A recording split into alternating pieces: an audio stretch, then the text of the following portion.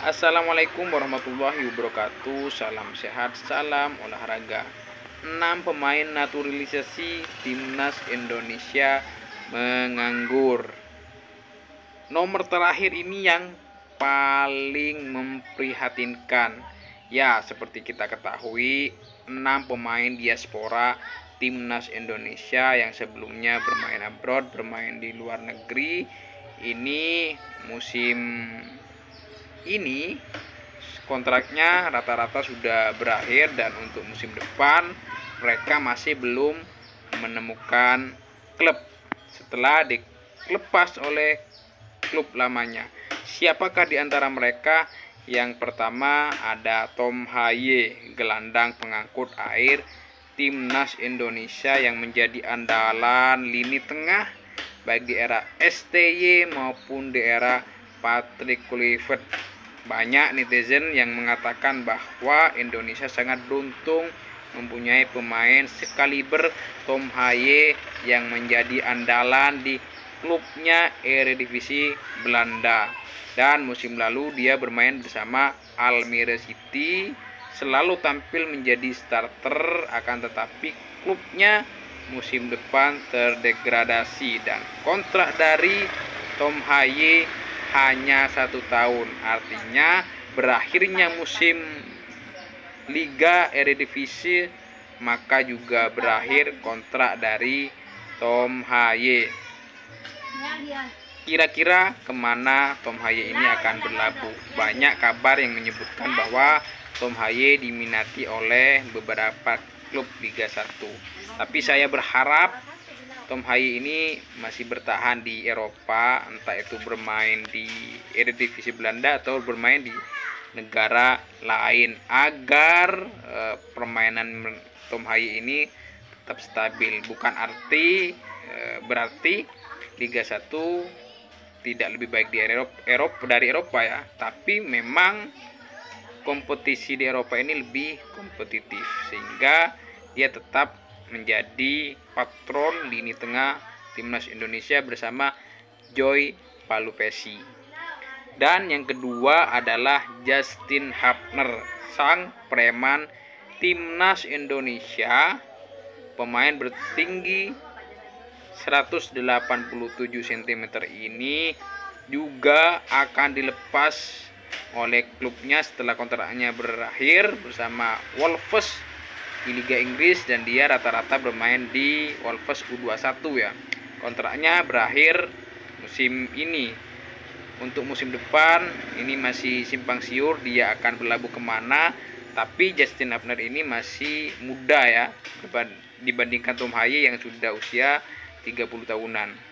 Justin Hapner sendiri masih kelahiran 2003, artinya usianya masih sekitar 22 tahun.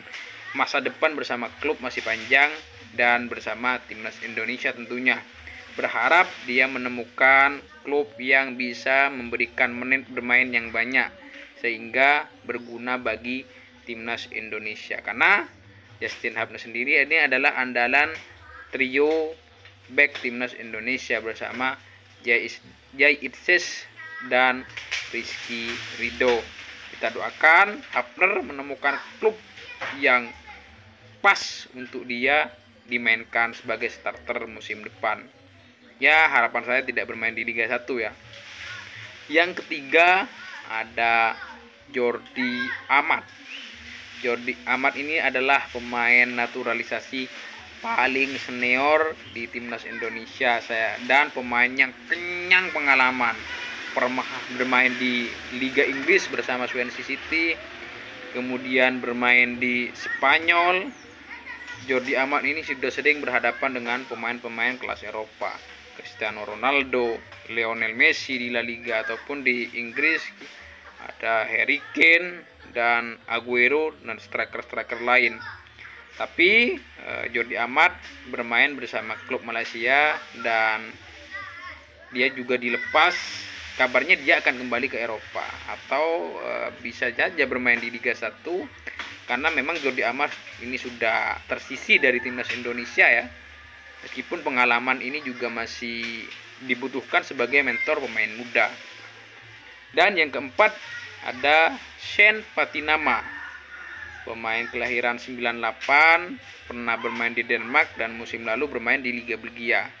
Juga dilepas bersama klubnya. Sen Patinama juga sedikit tersisi ya bersama timnas Indonesia dengan hadirnya Calvin Verdong dan Dean James yang selalu menjadi andalan STY dan Patrick Kluivert sekarang ya. Sen Patinama ini adalah pemain yang cukup baik juga, baik itu bertahan dan menyerang. Makanya meskipun diminati klub ASEAN, Thailand, Liga 1, harapan saya tetap bermain di Eropa. Kenapa? Di Eropa lebih kompetitif. Yang penting mereka mencari klub yang bisa memberikan menit bermain yang banyak sehingga tetap menjadi andalan pelatih timnas Indonesia. Dan kemudian yang kelima ada Rafael Struijk yang bermain di Liga Australia. Pemain muda, seorang penyerang andalan timnas Indonesia yang sedikit miss juga ya bersama Brisbane, jarang mendapatkan menit bermain. Padahal dia adalah striker penyerang andalan timnas Indonesia bersama Olen Romeni dan yang lainnya. Rafael Struijk masih muda, masih bisa bermain di Eropa. Harapan saya kembali ke Eropa mencari klub yang bisa memberikan menit bermain lagi-lagi.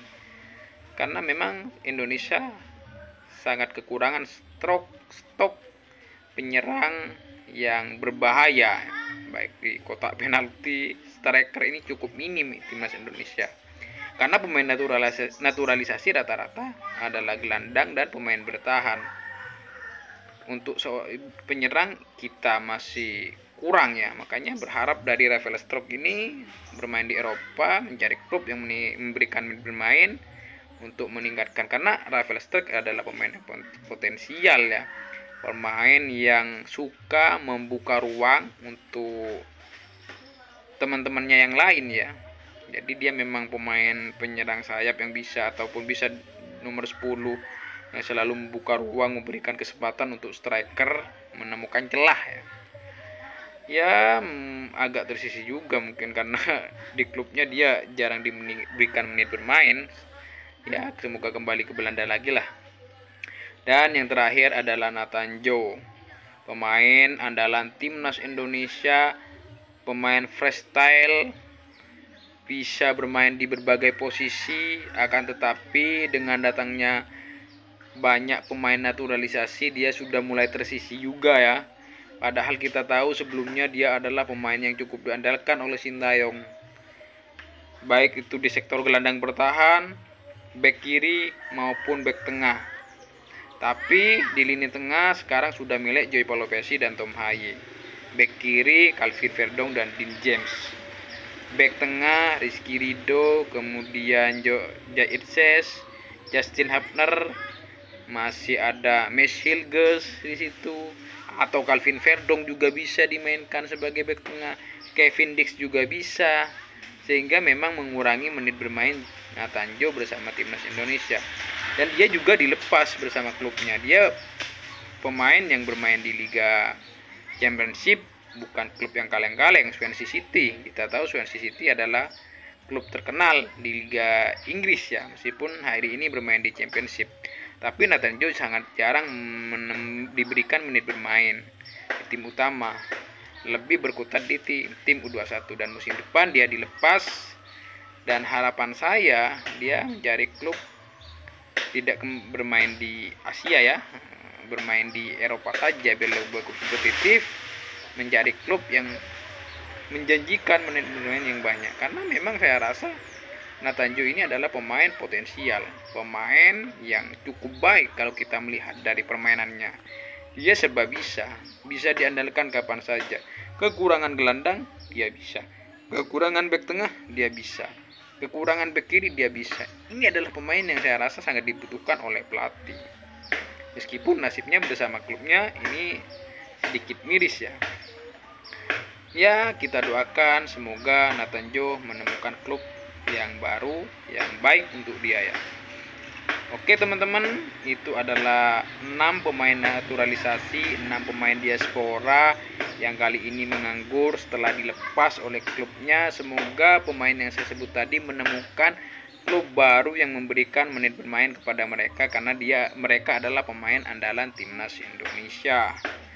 Bravo timnas Indonesia, bravo pemain Indonesia, salam olahraga.